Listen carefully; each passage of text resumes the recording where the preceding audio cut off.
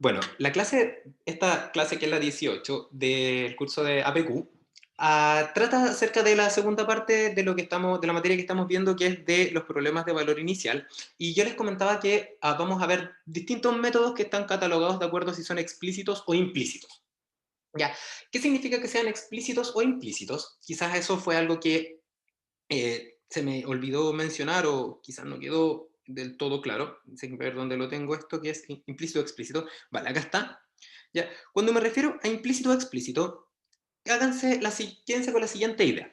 Yo les comentaba que cuando resolvemos una trayectoria, o sea, cuando integramos un problema que se puede expresar de esta manera, f de x, u de alfa, y aquí tenemos el x a tiempo 0 igual a x0, ¿ya? Que sería un problema de valor inicial en el tiempo, recordando siempre que si no es tiempo va a ser posición, ¿ya? Entonces acá tenemos el tiempo 0 y acá está el valor de x0, ¿ya? Yo les comentaba la clase pasada que, bueno, imagínense ustedes que aquí está la dinámica que nosotros quisiéramos obtener a partir de la integración de este problema desde un tiempo inicial hasta un tiempo final. ¿Ya? Eso sería básicamente lo que quisiéramos obtener, o sea, esa sería la solución analítica. ¿Ya? Pero yo les decía que si aplicamos métodos numéricos, como en vez de obtener una solución analítica, vamos a obtener los números que componen la solución analítica, o sea, los valores de x que son parte de la solución analítica, por eso toma el nombre de método numérico, porque se obtienen los números que están en la solución. Entonces, básicamente, si esta es una trayectoria que es continua, tendría que tener infinitas soluciones, porque tengo infinitos números que componen esta trayectoria. Y obtener infinitas soluciones, que básicamente representan todos los puntos, es equivalente a necesitar infinita capacidad de cálculo, lo cual obviamente es imposible. ¿Ya? Entonces lo que hacemos es una concesión y decimos, bueno, la verdad es que tampoco es tan necesario conocer todos los puntos que estén tan pegados, sino que lo que vamos a hacer es conocer un conjunto finito de estos puntos, ¿ya? Y eso implica que en vez de conocer los puntitos que están muy pegados, el número finito de puntos va a quedar directamente relacionado con la distancia entre los puntos, los cuales yo quiero obtener de esa solución. Entonces, por ejemplo, si para este caso en particular que les pongo con magenta, esos puntos representan los que yo estoy dispuesto a, a considerar como una buena solución, ya que sería una discretización de la solución original, ¿ya? De la solución infinita, de tamaño infinito. Entonces, básicamente lo que yo diría es que entre cada uno de estos puntos de solución existe un distanciamiento y ese distanciamiento lo llamamos delta t, ya que eso es básicamente, o delta z, delta variable independiente. ¿Ya? Entonces, cuando integramos esta ecuación, ¿ya? Los métodos numéricos lo que hacen es decirte, mira, si tú estás, por ejemplo, imagínate tú que estás en la posición, vamos a ponerlo así, vamos a decir que si acá está el tiempo cero, vamos a decir que esto va a ser n igual a cero, ¿ya? Porque va a implicar que estamos en el primer paso, antes del primer punto, el cual es conocido. Entonces n va a representar el orden de los puntitos magenta que ustedes ven acá. O sea, aquí estaría el n1, 2, 3, 4, 5 y por ejemplo acá estaría el n genérico que está ahí. ¿Ya? Y acá sería entonces n más 1 y acá estaría el n menos 1. ¿Ya? Y esto sería entonces los puntos n más 1 y el punto n menos 1, los cuales están distanciados entre ellos por esta distancia de tamaño delta t.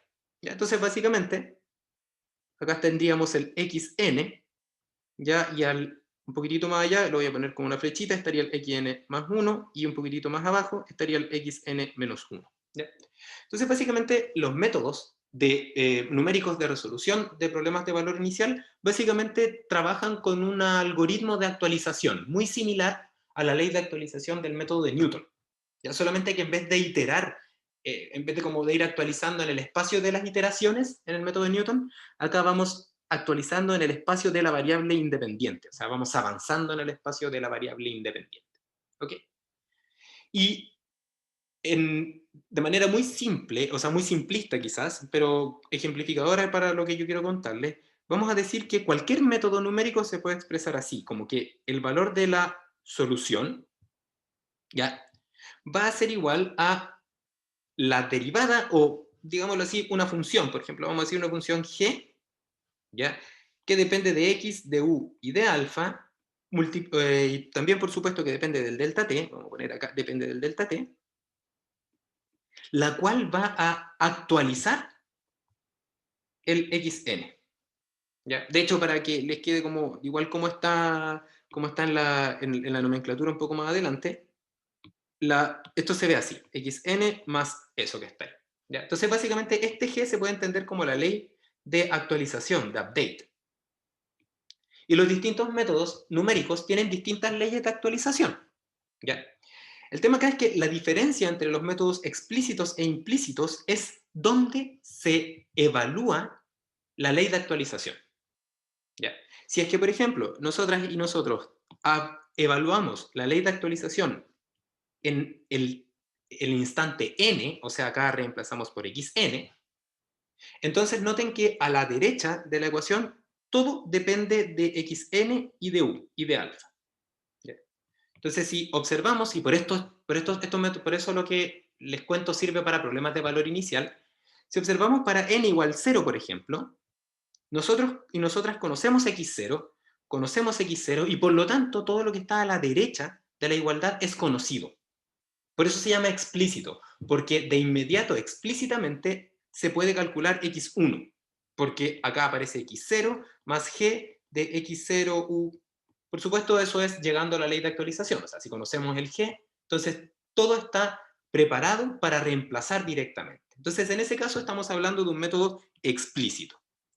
Y un método implícito es muy similar a este, con la diferencia de que la ley de actualización se evalúa en el punto incógnita, o sea, en en el siguiente instante, o sea, aquí hay que poner un n más 1. ¿Ya? Y entonces ahí, claro, ahí las cosas son un poco más complejas, porque si pensamos desde n igual 0, nuevamente ahí, entonces acá aparecería x1, acá estaría x0 conocido, pero acá aparecería x1 desconocido. x1, en el caso del método implícito. Entonces, básicamente, en este caso, ya en este caso particular, lo que yo tendría que hacer sería despejar x1. O dicho de otra forma, o sea, perdón, el x1 estaría implícito en esta ecuación, no estaría explícitamente, no estaría ya directamente despejado. Entonces se llaman implícitos porque el siguiente valor del estado, en este caso xn más 1, no se puede llegar y despejar, sino que está implícito y podría ser despejado, si es que es posible. Así que podríamos despejar y entonces obtener un x1 es igual a x0 más otra cosa, por ejemplo, otra cosa que la vamos a llevar genéricamente f, ¿ya? Que es un despeje, y si es que no se puede despejar tendríamos que ocupar Newton, o sea, resolver el sistema de ecuaciones para obtener x1. ¿Ya? Porque esto, fíjense que esto es una simulación, que es una simulación algebraica, por lo tanto, todo lo que aprendimos antes aplica ahora. Eso quiere decir que podemos resolver con el método de Newton, con el método de punto fijo, ¿ya? Con el despeje, por supuesto, también despeje algebraico. Entonces, básicamente, se llaman implícitos porque en la actualización está incluida también una simulación, la cual puede ser despejar o simular numéricamente con Newton, simular numéricamente con el método de punto fijo o con otro. Entonces, esa es la diferencia. ¿Ya? Entonces, ¿por qué uno dice, por qué nos vamos a calentar la cabeza simulando con un método implícito si el método explícito es tan fácil? De que el método explícito es trivial. Y la verdad es que es porque el método implícito es mejor. Podemos tener una buena precisión con un delta t grande, podemos tener una estabilidad adecuada con un delta t grande. Entonces, básicamente es una herramienta, es un algoritmo que, si bien es más difícil, es mejor desde el punto de vista de los resultados que se obtienen. O sea, lo que se parece con un delta t grande, podemos obtener un resultado bien parecido a la solución numérica, o sea, analítica, perdón. Ok, entonces, dejando eso claro, que creo que había quedado en el tintero, estábamos trabajando con el método de Euler, y en particular con el método de Euler explícito. Luego les muestro el método de Euler implícito, ¿ya? Entonces, básicamente, lo que hay detrás del método de Euler explícito es Taylor, básicamente es Taylor, siempre es Taylor. Y ahí básicamente lo que te dice este método es que si tú partes, por ejemplo, con un x0, y aquí tú tienes esta ecuación que representa la evolución de x en función del tiempo, en este caso, para unos valores de u y de alfa dados, ya son conocidos. Entonces, básicamente, partiendo desde t0 igual x0 para x igual x0, entonces lo que te dice el método de Euler es, como, te dice, mira, como en APQ lo primero que ustedes vieron fue simulación de sistemas algebraicos. Entonces, ¿por qué vaya a resolver un problema algebraico, diferencial mejor? Transfórmalo mejor en un problema algebraico. O sea, en vez de resolver dx a dt, que es igual a f de x, u y t, en vez de resolver ese problema, que no sé cómo se resuelve todavía numéricamente, mejor ocupa lo que ya aprendiste antes y entonces transforma esto en una expresión que sea algebraica, porque yo ya sé resolver ecuaciones algebraicas. ¿Ya? ¿Y cómo se transforma una diferencial en una ecuación algebraica? Llevando las diferenciales a diferencias. ¿Ya? O sea, básicamente lo que te dice esto es, mira, en vez de poner esto de x partido por dt, haz una cosa como esta, delta x partido por delta t. ¿No es cierto? Y de esta manera, entonces, por ejemplo, si tú dices que delta x corresponde al cambio que se produce en x cuando cambia t, ¿ya? Entonces, por ejemplo, si acá estamos en xn, y acá está el xn más 1, ¿ya? Y entonces aquí había un distancia de delta t, o sea, la distancia que había, entonces si nosotros llamamos delta x a esto, y acá tenemos el delta t, entonces básicamente de esta ecuación que está acá, con esta aproximación, que es una aproximación de primer orden que se llama, podemos despejar, voy a poner acá, el despeje, y básicamente vamos a decir que delta x sería xn más 1 menos xn, ¿ya? Entonces acá tendríamos xn más 1 menos xn, ¿ok? Y entonces me quedaría despejando, y esto partido por delta t, perdón, entonces despejando me quedaría xn más 1 es igual a xn más, y acá aparece el término f, ¿ya? Que sería f, y como es explícito, entonces vamos a decir f evaluado en xn, uit, n, si es que, si es que aparece el tiempo, y esto multiplicado por un delta t, ¿ya? Y esa sería la ley de actualización del método de Euler explícito, sería básicamente esta que les marco en verde, que ese sería el g, perdón, así. Aquí estaría el g, la ley de actualización. Es explícito porque aparece x en n, ya se puede despejar directamente. ¿Y qué es lo que hay detrás de esta ley de actualización?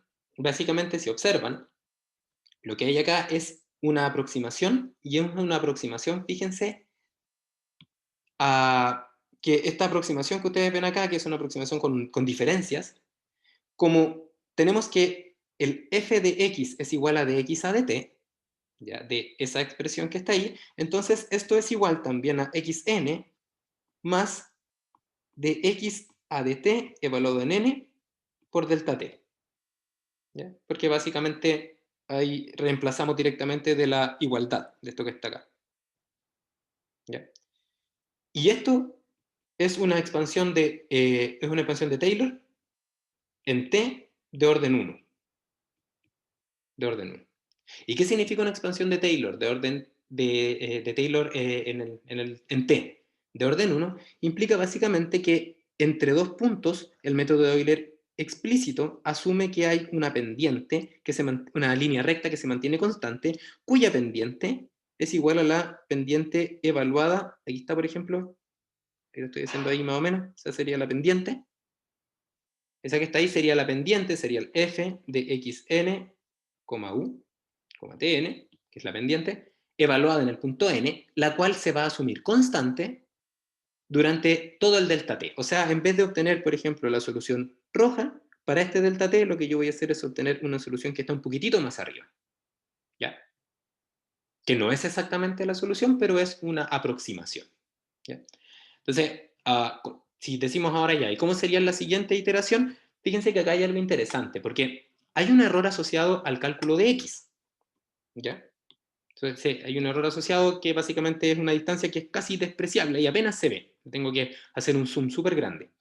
Pero fíjense que luego cuando yo corro el iterador para la siguiente actualización, o sea, ahora por ejemplo yo digo que ahora voy a obtener el xn más 2 a partir del xn más 1 y más 1, este xn más 1 ya no es la solución, ya no pertenece a la solución analítica, está un poquitito más arriba de la solución analítica, ¿ya? ¿Y eso qué va a implicar? Eso va a implicar que cuando yo reemplace ese xn más 1 en la derivada, esa derivada no va a representar la derivada de la solución, porque xn más 1 no pertenece a la solución.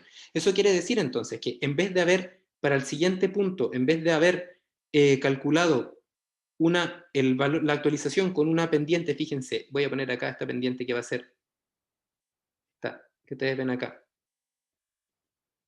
esta verde, que esa sería la pendiente en el valor verdadero de xn más 1, lo que voy a hacer es evaluarla en otro lugar, ¿ya? Donde, en este caso, el xn más 1, por ejemplo, pertenece a la solución, pero acá, un poquitito más al lado. Eso implica entonces que la pendiente que voy a ocupar es una pendiente que es distinta a la que debiese ocupar a tiempo tn más 1.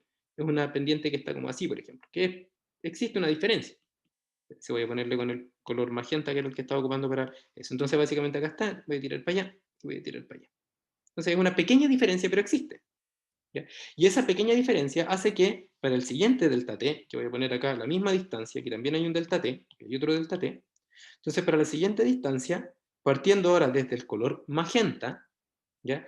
Y aplicando entonces la pendiente magenta, lo que voy a obtener va a ser algo que va a estar, en este caso, siguiente punto magenta, siguiendo ahora esta pendiente que está aquí, que la estoy ahí bien destacando bien gruesa, entonces básicamente lo que va a pasar es que voy a obtener el punto acá. Entonces este va a ser el xn más 2.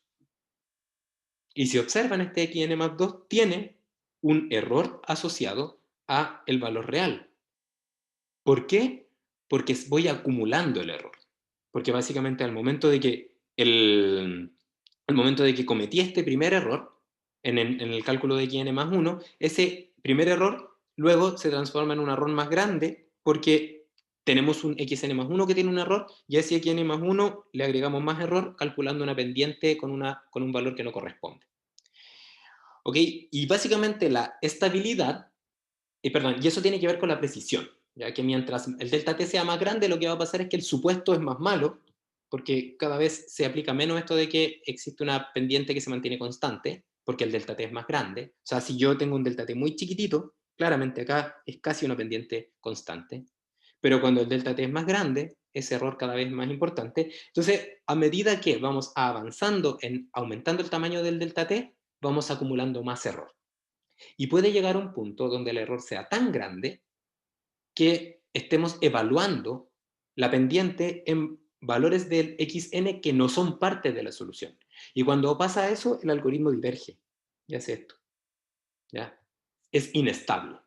¿Ya? Entonces, básicamente, el delta t tiene que ver tanto con la precisión como con la estabilidad. Y en el caso del método de Euler explícito, eso implica, o cómo está relacionada la precisión y la estabilidad, tiene que ver fundamentalmente con la validez del supuesto de que entre dos puntos separados por un delta t hay una línea recta, ¿ya? Lo cual no necesariamente es así. ¿Ya? Entonces, esta es como la idea del método de Euler explícito. ¿Ya? Y aquí está más o menos como el algoritmo que aparece, que se los voy a mostrar en un Excel, para que seguro que ustedes ya lo han hecho, pero quería mostrarles algo que era interesante. ¿Ya? Y que básicamente lo que dice es que la ley de actualización corresponderá fundamentalmente al valor actual, o sea, al valor que tenemos en este momento, en el instante n, más la derivada de x con respecto a t, multiplicado por el delta t.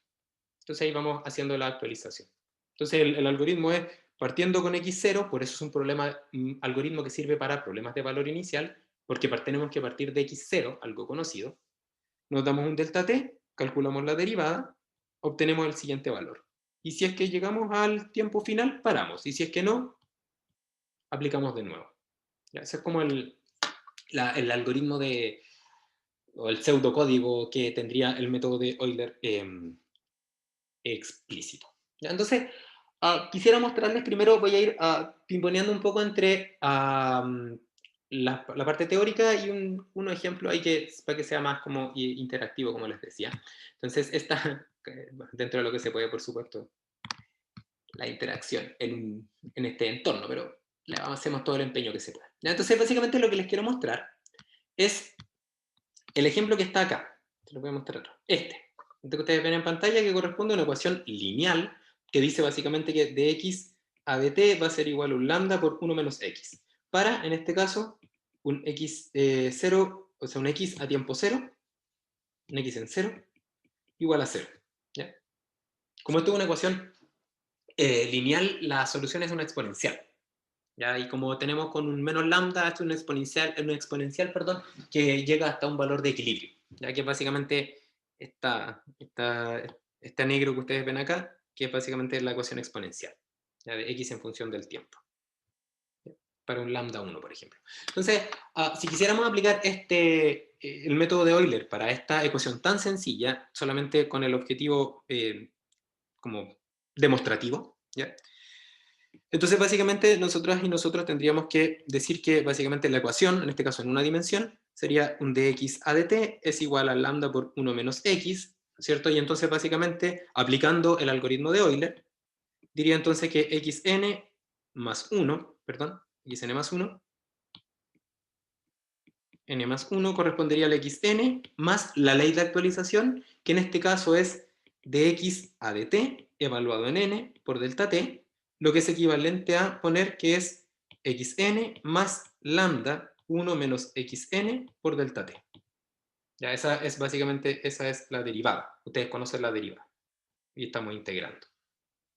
¿Ok? Y está evaluada en el punto n porque es un método de Euler explícito. ¿Ya? Y en Excel, aquí lo tenía más o menos, ya más o menos listo y era porque quería mostrarles algunas cosas que son interesantes. Entonces, voy a ahora compartirles mi Excel. Vamos a poner acá desktop.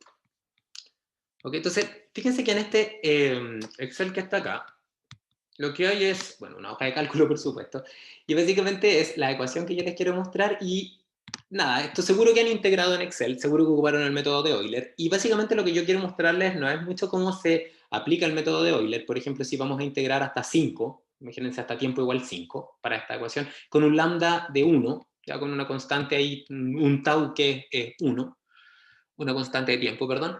Y van a ver, por ejemplo, que, nada, pues, por ejemplo, para un delta t de 0.2, que es un 20% de este valor lambda, que está constante, que está multiplicando a x para este sistema lineal, van a ver que, no sé, pues partiendo de 0, por ejemplo, voy a borrar acá, voy a borrar el resto de los valores, entonces partiendo de un t igual 0, que tengo un x0, ¿ya? Lo cual es básicamente porque el sistema, bueno, está en el x0 es de 0, es una condición inicial. Entonces, vamos actualizando. ¿Y cómo actualizamos? En Excel, ¿cómo veríamos la actualización de Euler? Fundamentalmente a partir de la suma del iterador anterior, borrarlo igual, sería la suma del valor anterior más, en este caso, la derivada multiplicado por delta t. La derivada es todo esto, lambda por 1 menos x, evaluado en n, o sea, sería el valor del lambda, voy a ponerle un coma t, pero voy a ponerle así, multiplicado por, en este caso, 1 menos el valor anterior. Y esto estaría multiplicado por el delta t. ¿Ya? Manté y manté. Ahí sí, ahí sí. Ahí está. Entonces, claro, a partir de eso, la siguiente iteración sería lo mismo, que sería el valor ahora en x estaría n igual 0, n igual 1, n igual 2. Entonces, básicamente, la siguiente iteración sería simplemente lo mismo, pero ahora en vez de sumarle el x0, habría que sumar el x1, y así sucesivamente. Entonces, básicamente ahí tienen la integración, y la integración de este problema, ¿ya? Si yo, por ejemplo, se los muestro ahora en una gráfica acá, insertar el... ¿qué por esto? ¿Por qué me está tapando esto que está acá? Entonces acá está, la gráfica. Entonces, si intentamos, por ejemplo, una gráfica, ya vamos a observar esto, ¿no es cierto? Que es una ecuación exponencial que tiene un valor en estado estacionario. El valor en estado estacionario tiene que ver con este valor, de hecho, tiene que ver con esta multiplicación del 1 por el lambda, ¿no es cierto? En este caso, si lambda es 1, va a llegar a ese valor que está ahí. ¿Ok? ¿Y qué pasa si es que aumentamos el delta t? Entonces, básicamente lo que está acá es lo mismo, pero con un delta t que es el doble, ya que correspondería a un 40% de este lambda. Y básicamente, si ustedes observan, voy a copiar y pegar la serie de datos, ¿ya? Para ahora, en vez de graficar el con t igual, delta t igual 0,2, ahora vamos a graficar con delta t igual 0,4. Y básicamente lo que observarán es una pequeña diferencia, y esa diferencia, que se la voy a mostrar de inmediato, aquí están los puntos, fíjense, y esa pequeña diferencia se puede atribuir al error de integración, pero aun cuando existe una pequeña diferencia en este error de integración, pueden observar que luego los puntos naranjos y azules convergen, ¿ya? Lo que quiere decir que la precisión es menor, pero la convergencia no se ve, no parece estar en riesgo. ¿Ya? Entonces, si hacemos lo mismo, pero ahora con un delta t de 0.8, que es la siguiente que está acá ahora con un delta t de 0.8, van a observar que, en este caso estamos acá, vamos a sacar acá, entonces nuevamente hacemos el mismo cálculo y luego lo que hacemos es actualizar el valor, perdón, graficar en este caso. Denme un momento, por favor. Aquí está. Este que está acá. Van a observar algo más o menos similar, o sea que precisión más o precisión menos. El sistema, la evolución del estado sigue una tendencia que es bastante igual, ya en el sentido de que tenemos una exponencial, la cual crece y luego llega a un estado estacionario que es el estado estacionario que queremos, al cual queremos llegar, ¿ya? Básicamente lo que hacemos es llegar en ocupar menos puntos discretos, porque estamos haciendo que la discretización sea cada vez más gruesa, ya más amplia, ¿ya? Entonces, si seguimos haciendo esto, pero ahora lo que hacemos es aplicar este mismo método, pero ahora con un delta t igual a 1, o sea, igual al lambda que está ahí, entonces lo que va a pasar, vamos a ponerle control C y control V, lo que va a pasar es que vamos a llegar hasta el 5, el sistema va a llegar, fíjense que en este momento con este delta t, ocurre que espera un momento, aquí, lo copio acá. Copiamos la serie de datos, la pegamos de nuevo. Entonces, fíjense que ahora la dinámica es la que se va perdiendo, porque cada vez estamos, y apenas se ve la crucecita, pero básicamente a medida que vamos aumentando el delta t, lo que va pasando es que vamos haciendo, como les decía, este supuesto es cada vez menos real, y por lo tanto la dinámica es la que vamos perdiendo, la información de la dinámica. ¿Y qué pasa cuando ahora el delta t es mayor a este lambda? Entonces, fíjense lo que pasa ahora, por ejemplo, con este que está acá, entonces ahí control V. Esto está bien. ¿Ok? Y ahora noten que, por ejemplo, si queremos iterar hasta 5, ahí estamos con poquitos datos, llegamos hasta el tiempo final 5. Y entonces ahora, fíjense lo que va a pasar cuando yo aumento el delta t hasta 1, en este caso 1.6. Entonces, noten que ahora lo voy a unir con una línea para que se vea un poco mejor. ¿Ya? La diferencia entre las series, ahora con esta serie, esta naranja que corresponde a los puntos de 1.6 el delta t, y fíjense que ahora esto que es en naranjo hace esto, ¿ya? A diferencia, por ejemplo, de los valores de las aproximaciones anteriores que no seguía más o menos un comportamiento exponencial, pero en este caso este comportamiento exponencial se ve un poco distinto. ¿Ya? Igual converge hasta el valor de estado estacionario, por lo tanto es un método, o sea, este delta t es una elección que es mala porque tenemos mala precisión, no vemos esta dinámica, pero es convergente, porque llega al punto que corresponde, o sea, llega al estado estacionario que yo ando buscando. Y noten que, por ejemplo, si ahora yo hago lo mismo, pero con un delta t 2, que corresponde al doble del lambda, entonces podemos copiar y pegar todo este ejemplo que estamos haciendo. Entonces ahora, por ejemplo, vamos a llegar hasta el punto 6, y entonces van a observar lo siguiente, fíjense, que a continuación, cuando tenemos un delta t de 2, voy a ocupar esta misma acá, que es el doble del lambda, y ahora le vamos a poner este eje, una línea también para que lo puedan ver. Fíjense que ahora el método hace esto, salta, salta.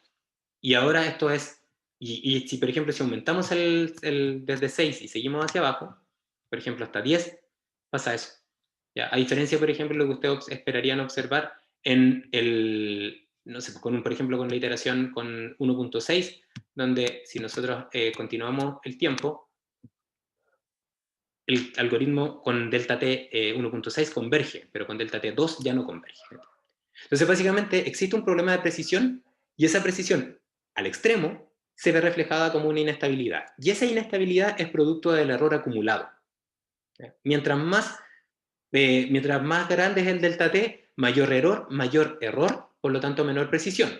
Y llega un punto donde el error que se acumula es tan grande que el sistema ya no converge al estado estacionario, sino que diverge. Ya, aquí estaríamos con una etapa de oscilación, que es como una especie de convergencia, un límite de convergencia, ya crítico, y si ahora, por ejemplo, ustedes pasan más allá del 1.2 y se van ahora a un delta t, que es 2,5, o sea, es 2.5 veces el lambda, entonces fíjense que ahora, lo voy a hacer con este mismo, ahora el delta t hace que este algoritmo, fíjense, también lo vamos a poner con línea para que se vea, el algoritmo va a diverger. Ya, aquí tenemos una línea sólida, entonces fíjense que ya ahora diverge completamente, o sea, deja de estar oscilando alrededor del estado estacionario y ahora diverge. Entonces, para este ejemplo, por ejemplo, para que les quede como la idea, lo que hay es que existe un delta t crítico sobre el cual ya la precisión pasa a segundo plano porque la precisión es tan mala que el algoritmo simplemente diverge. ¿Ya? Y en este caso ese delta t corresponde a 2 veces este valor lambda. ¿Ya?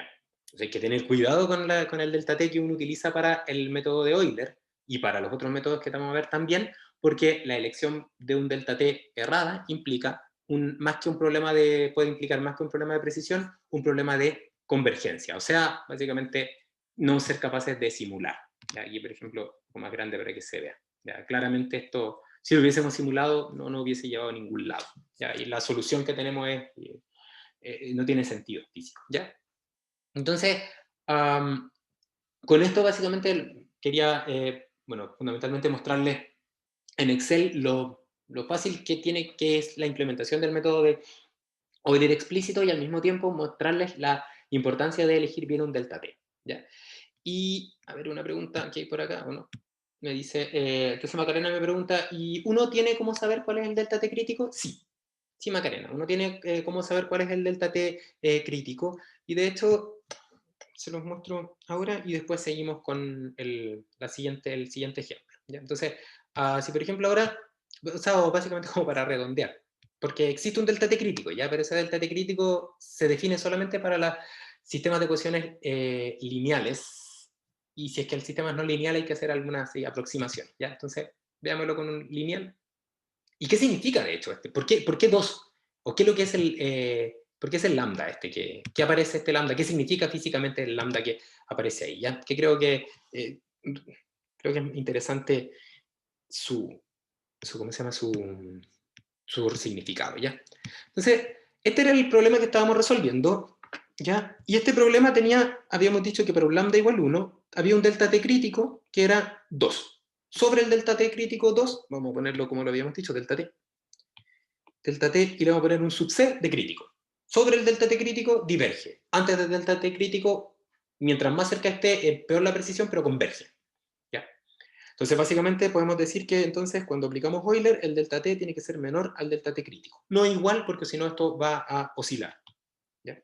Entonces, ¿qué significa el lambda primero? Y físicamente, ¿por qué yo les estoy haciendo referencia al lambda y al delta t crítico? ¿Ya? Entonces, permítanme citar a sus profesores que saben mucho más de lo que yo les voy a contar de este tema, pero me sirve un poco la idea. Entonces, permítanme citar ya sea al profesor Iván o al profesor Luis, que son los que son expertos en el área de control, y en particular en los sistemas dinámicos y esto, y solamente yo voy a ocupar voy a pedir prestado un método que usan en ese curso, y que es la transformada de Laplace, ¿ya? Entonces, como este es un sistema lineal, ¿ya? Y el x a tiempo cero es cero, la variable de desviación es el mismo x. ¿Ya? Y, o sea, de hecho es un sistema lineal, así que no hay que linealizar. ¿Ya? Y todo está, lo podemos, como tenemos un x0 igual 0, básicamente cuando aplicamos la transformada de Laplace, acá las cosas son muy fáciles, básicamente, porque les queda algo como esto, fíjense. Aplicamos Laplace, y entonces la transformada de Laplace de esto sería s por xs, ¿cierto? En el Laplace, ese es el dominio de Laplace, ¿no es cierto? Luego sería igual a el lambda por 1 menos x de s, ¿no es cierto? Esa sería la transformada de Laplace. Y claro, si ustedes, por ejemplo, se acuerdan un poco de esto de cómo se resuelven o cómo se llega a las funciones de transferencia, ¿ya? Básicamente, esta función de transferencia, lo que uno, para presentarla como una función de transferencia de primer orden, lo que uno hace, ¿no es cierto?, es, hace uno partido por lambda en este caso, porque la idea es como dejar el xs sin el lambda, y entonces aparece un término acá, mira, fíjense, uno partido por lambda, por s de x de s, voy a poner acá s de x de s, claro, luego va a aparecer un más, va a aparecer acá un x de s, y eso va a ser igual a 1, ¿ya? Porque dividimos por lambda. Y factorizando y dejando entonces la solución al lado izquierdo, queda algo así. X de s es igual a 1 partido por lambda s más 1. ¿Ya? Y si ustedes se acuerdan, esto realmente no aparece generalmente así en control, sino que a esto le llamamos tau. ¿No es cierto? Y acá tenemos 1 partido por tau s más 1. Que eso es la función de transferencia de primer orden más clásica que uno espera obtener, donde básicamente uno tiene algo como eso. ¿No es cierto? Y que de hecho el tau, ¿no es cierto?, que el tau tiene un significado.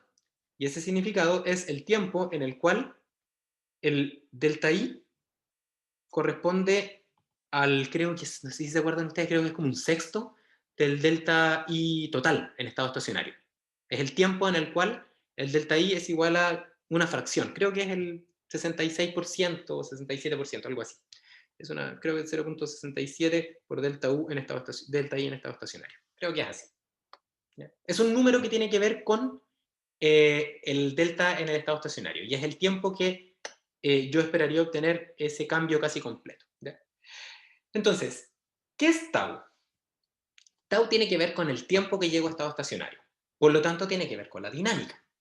¿Ya? Mayores tau implican que tengo dinámicas más lentas, menores tau implica que tengo dinámicas más rápidas.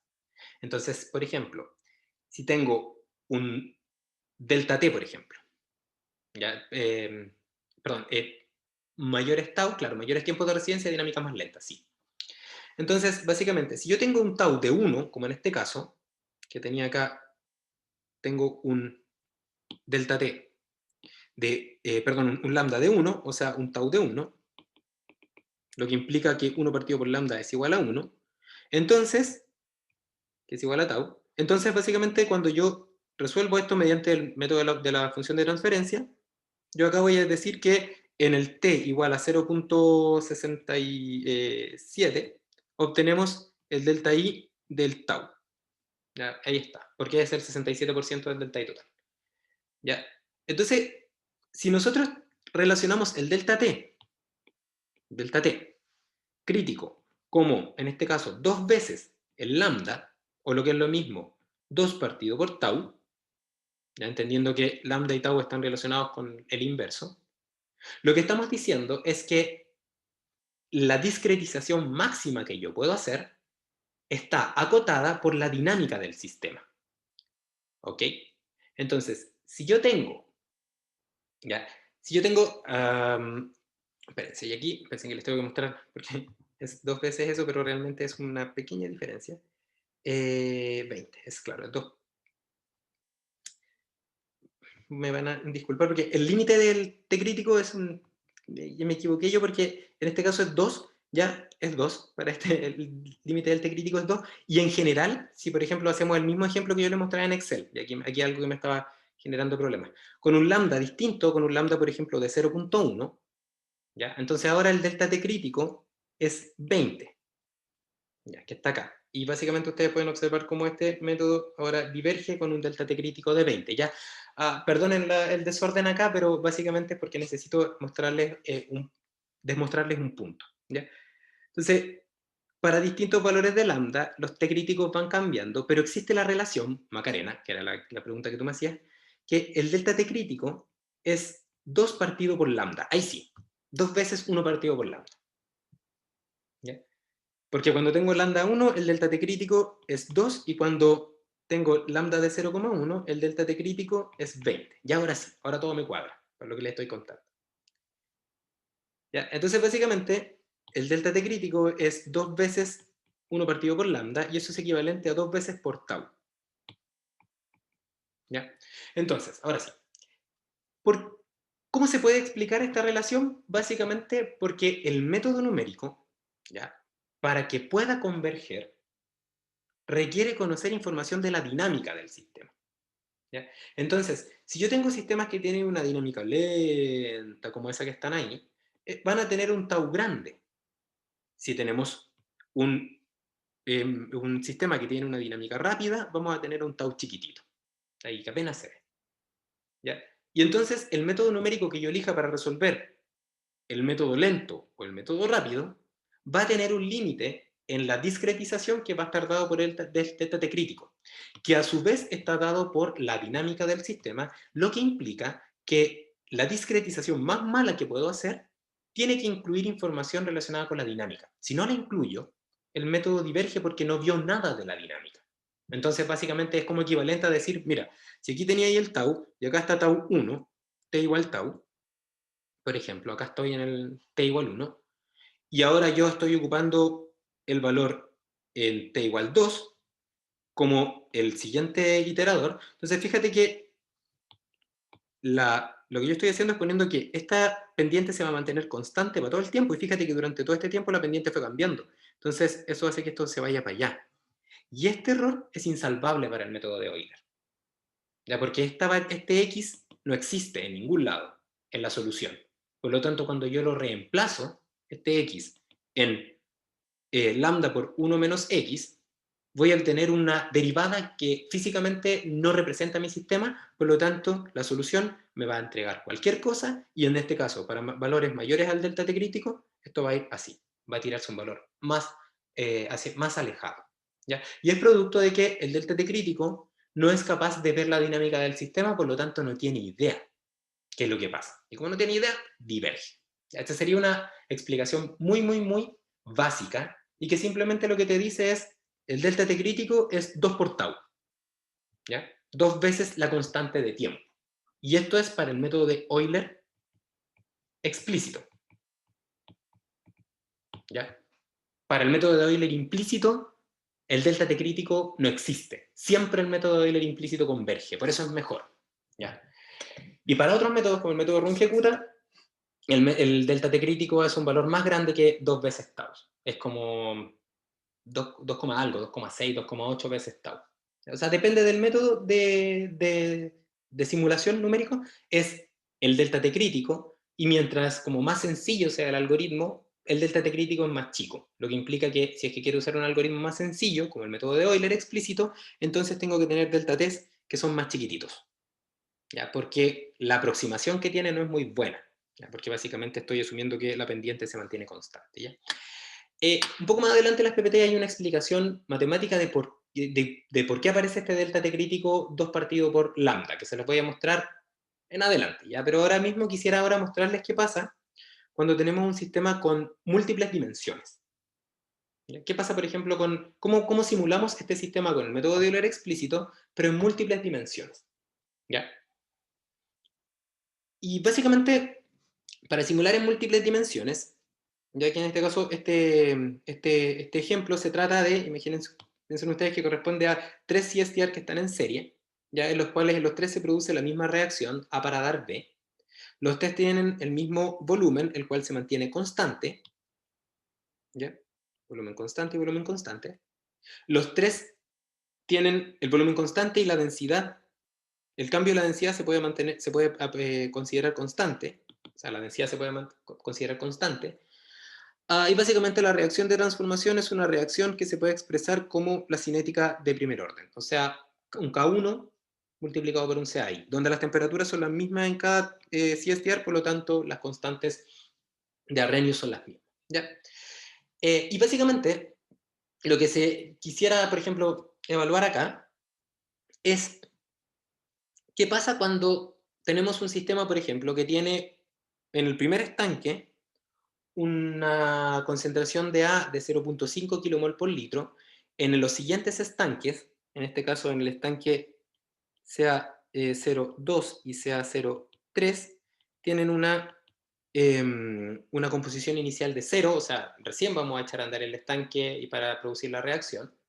Y queremos ver cómo el sistema converge al estado estacionario y a qué valores llega. Ese simplemente es el objetivo, ¿ya? Y entonces para eso lo que tendríamos que hacer es tenemos que evaluar o tenemos que simular e integrar al final, porque vamos a quedar con un sistema de ecuaciones diferenciales, la evolución de CA en el tiempo, ¿ya? De la concentración de A. Y como tengo tres estanques, yo voy a tener que simular la concentración del estanque 1, desde el valor, por ejemplo, de 0.5, aquí está, sea 1, sea 1, 0, 0.5 quizás, algo como esto, dependiendo de, por supuesto, la carga de alimentación que viene.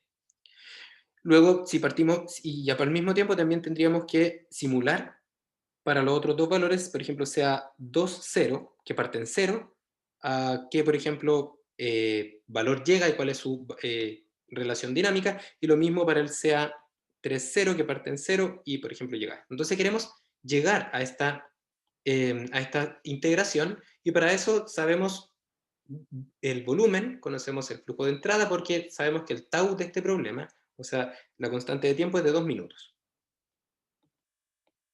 ¿Ya? Es la constante de tiempo asociada al balance de materia, en función del tiempo. ¿Ya? Entonces, como tenemos que simular la evolución deseada en el tiempo, al final tenemos que plantear los balances de materia y energía, perdón, de materia solamente, porque de energía no es necesario. Y bueno, y acá están ya planteados, ya donde tenemos esa expresión, ese sistema que ustedes ven acá, donde básicamente te dice que, bueno, lo que entra menos lo que sale, en este caso menos lo que reacciona, es igual a lo que se acumula. Ya, o sea, es un balance bastante trivial, donde ya la densidad se mantuvo constante y por lo tanto aparece el tau al el dividir por V. ¿Ya? Y entonces tenemos un CA0 y un CA0 para el primer estanque y un CA0 para el segundo y el tercero. ¿Ya? Y entonces, este sistema de ecuaciones que ustedes ven acá, ya que está, se los voy a poner acá, copiar y lo voy a poner en el siguiente, acá. Acá estamos con este sistema de ecuaciones. Pueden observar que este sistema de ecuaciones tiene tres ecuaciones diferenciales, ¿ya? Y tres variables incógnitas, que serían las concentraciones en los tres estanques. ¿Ya? O sea, básicamente podemos entonces transformar este problema en un problema como este. Dx a dt es igual a F1, F2 y F3, ¿ya? Es un sistema de ecuaciones de 3 por 3, ¿ya? Que depende de x, de u y del tiempo, y x, y u y tiempo, ¿ya? Y básicamente tenemos también la información donde decimos que x1 a tiempo 0 es igual a x1, 0, x2 a tiempo 0 es igual a x2, 0, y x3 a tiempo 0 es igual a x3, 0. ¿Ya? Y de hecho, como siguiendo un poco, tomando en cuenta que estos son vectores, entonces quizás podríamos ser un poco más como explícitos y explícitas al momento de plantear este problema, y notarán entonces que ese dx a dt es realmente un dx1 a dt, dx2 a dt y dx3 a dt. ¿Ya? Entonces, eso implica que en F1 aparece, por ejemplo, x1 solamente, porque ahí aparece solamente el CA1. En F2 va a aparecer x1 y x2.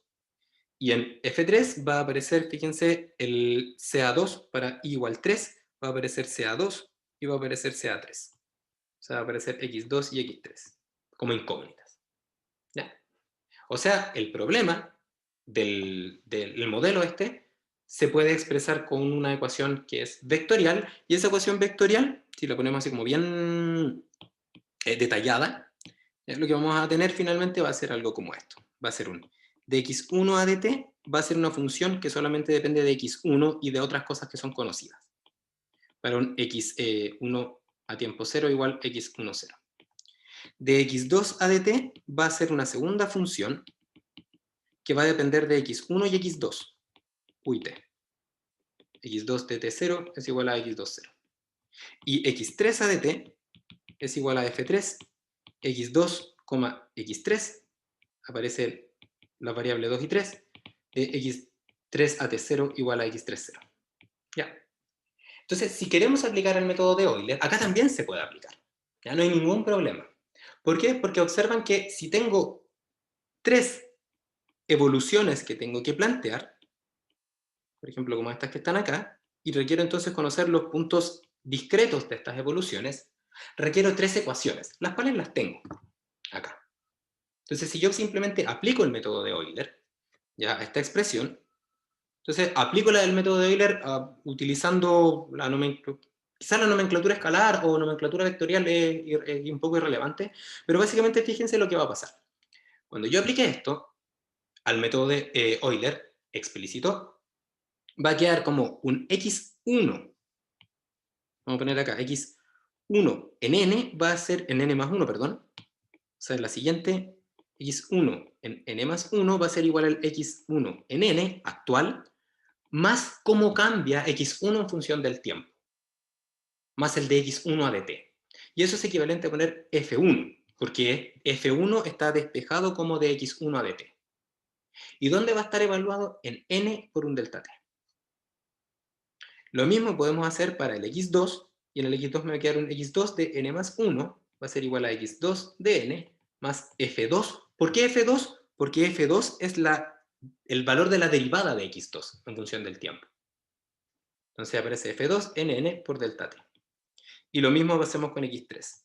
Más 1 es igual a x3 en n más f3 evaluado en n por el delta t. Y es exactamente lo mismo que el método de Euler explícito en una dimensión, solamente que ahora, como tenemos múltiples dimensiones, tenemos que integrar las múltiples ecuaciones al mismo tiempo, porque cada ecuación me va a entregar el valor del estado con respecto al cual fue despejada. Por ejemplo, f3 representa de x3 a dt. Por lo tanto, f3 me va a permitir hacer el update de x3. El f2 representa de x2 a dt, porque yo lo despejé. Por lo tanto, f2 me permite hacer el update de x2. Y lo mismo con x1. Entonces tenemos que, al mismo tiempo, integrar 3 cosas. ¿Ya? Y entonces todo esto se puede ver así como más vectorialmente ahora como un x vector n más 1 es igual al x vector en n más f vector evaluado en n por un delta t. Porque si observan, lo que está a la derecha de la igualdad, voy a borrar un momentito acá, lo que está a la derecha de la igualdad es un vector, perdón, a la izquierda de la igualdad es un vector, el xn más 1, y lo que está a la izquierda de la igualdad es otro vector, ese que está aquí que se lo estoy marcando, más un vector, en este caso de funciones, evaluadas en el instante n, multiplicado por un escalar delta t, que es básicamente lo que ustedes ven acá. Y ese es el método de Euler en múltiples dimensiones. ¿Ya?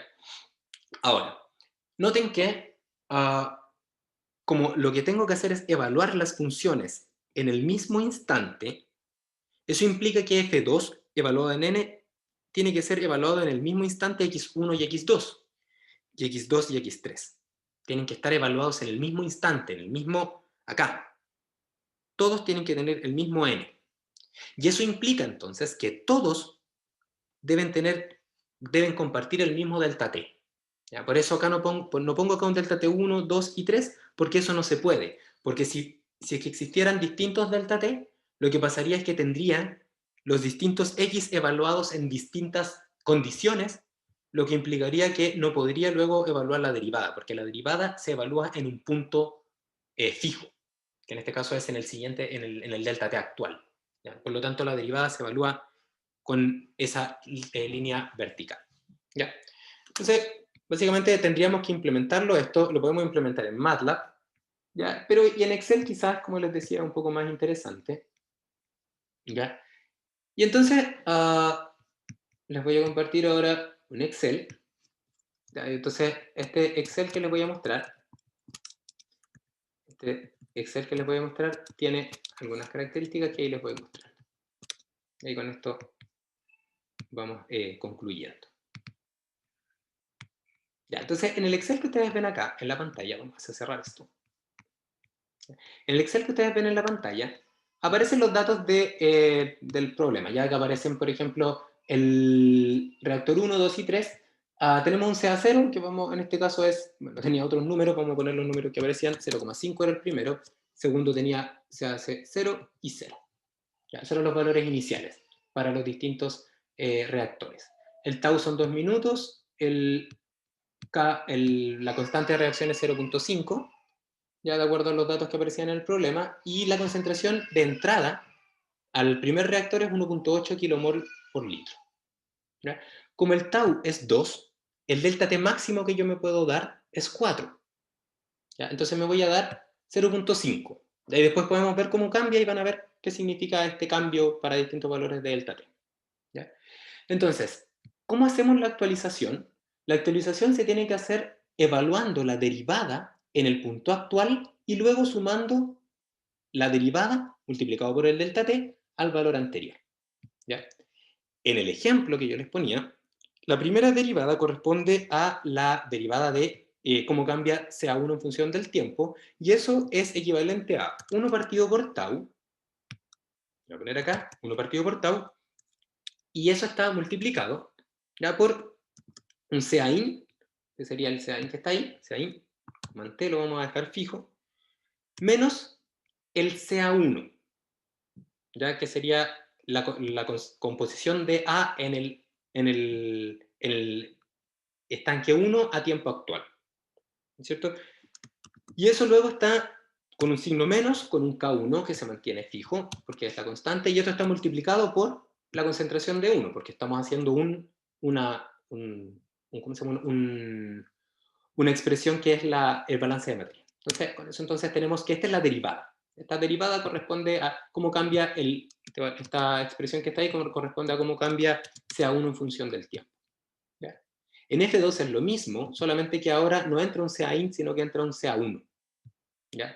O sea, básicamente va a ser, similarmente va a ser, por ejemplo, 1 partido por tau, 1 dividido tau, T, multiplicado ahora por la composición del que ingresa, que sería CA1, menos el que sale, que sería CA2, y esto esto tiene un signo menos, y ahora sería el K1, T, multiplicado por un CA2. ¿Ya? Esta es la derivada. Y luego tenemos el tercero, ya que sería básicamente el valor de la derivada, bueno, que sería básicamente lo mismo, sería un paréntesis, podemos ver, igual 1 partido por el tau, con t, y esto estaría multiplicando por el CA2 menos el CA3, y esto está menos un K1, aquí hay un pequeño error, ahí está, y ahora sí, menos un K1, con t, multiplicado por CA3. Ahí está.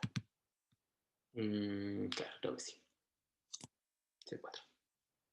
Bien, ahí están. Entonces con eso entonces tenemos la derivada. Y ahora si queremos calcular en el siguiente instante, que sería el valor delta t, el valor de t más el delta t, que en este caso el delta t es fijo en 0,5, con t, o sea, el valor en 0,5 minutos, entonces sería el estado anterior más la derivada multiplicado por el delta t. ¿Ya? Y ahí estaría la primera evolución de el CA1, acá estaría el CA2 y acá estaría el CA3. Por supuesto, al principio no pasa nada, porque no hay nada. Y con esto entonces calcularíamos de nuevo la siguiente derivada, ya que básicamente sería el valor que ustedes ven acá, ya que sería, bueno, lo que ustedes pueden observar ahí. Entonces básicamente vuelvo a hacer el cálculo. Entonces ahora lo hago con el siguiente. Y entonces lo que pueden ir observando es cómo el sistema va a ir evolucionando. Y ahora sí lo hacemos para distintos valores, fíjense cómo el sistema reacciona. Entonces, básicamente, ¿qué es lo que hay acá? Es la evolución de los tres elementos, donde pueden observar que partimos de 0,5 hasta finalmente llegamos a un valor de consenso que es 1,44 en el primer reactor. Ese 1,44 ingresa al segundo, y este segundo implica que la concentración va a ser más pequeña porque ingresa una concentración menor al segundo reactor, y lo mismo vamos a llegar al tercero. ¿Qué pasa si es que ahora yo cambio el delta T y le pongo un delta T de 1? Va a pasar eso. ¿Ya? El delta T de 1 va a implicar ahora que el sistema ya no va a converger, y entonces tendríamos que preguntarnos por qué no converge.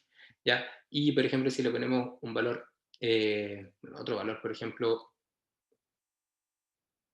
claro, y en este caso tiene, el tau que tenga un valor de 2, ya implica que el delta t crítico estaría acotado por este tau, y espera un momento, yo creo que acá tengo un tau, el 5, si esto está bien, C5, y entonces cambiamos y pongamos el otro delta t distinto, pongámoslo por ejemplo 0.2, ya, y con 0.2 fíjense que la evolución del sistema es un poco distinto, ¿ya? Por efectos del tiempo, ¿ya? Y porque creo que ya hay suficiente material, lo voy a dejar hasta acá. Vamos a partir la siguiente clase desde acá, ¿ya? Para mostrarles cómo cambia el efecto del delta t, ¿ya? Pero creo que ya hasta ahora ya estamos un poco con la cabeza un poco colapsada, así que yo creo que mejor dejémoslo hasta acá, ¿ya? Porque tengo que revisar aquí el valor del tau y por qué no me estaba convergiendo, porque yo creo que me equivoqué en la ecuación, ¿ya? Pero eso lo veo yo y después se lo muestro en el siguiente problema, ya en la siguiente reunión que tengamos, ¿ya? Quisiera preguntarles si tienen dudas respecto a esto. Por ejemplo, el delta t podemos ponerle 0.1 y con un delta t de 1, por ejemplo,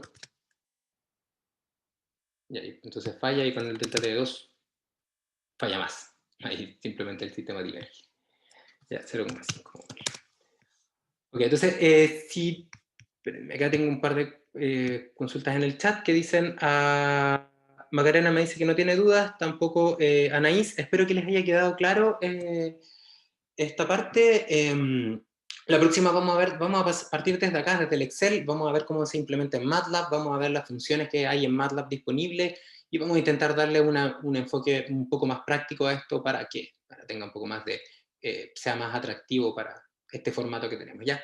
Nos vemos entonces a la vuelta, ¿ya? Sus evaluaciones van a estar durante la próxima semana. La anterior la estoy revisando, ya es un poco lento, me tienen que tener paciencia, por favor, porque es lento revisar los códigos, ¿ya? Pero quédense que es lento, pero intento ser bien objetivo y bien consciente al momento de revisarlo, ya, para evaluar más que los resultados, la comprensión, ¿ya? Con esto terminamos la clase, espero que les vaya muy bien, que tengan un buen receso y nos vemos a la vuelta. Chao, chao. Gracias, profe, que esté bien. Adiós.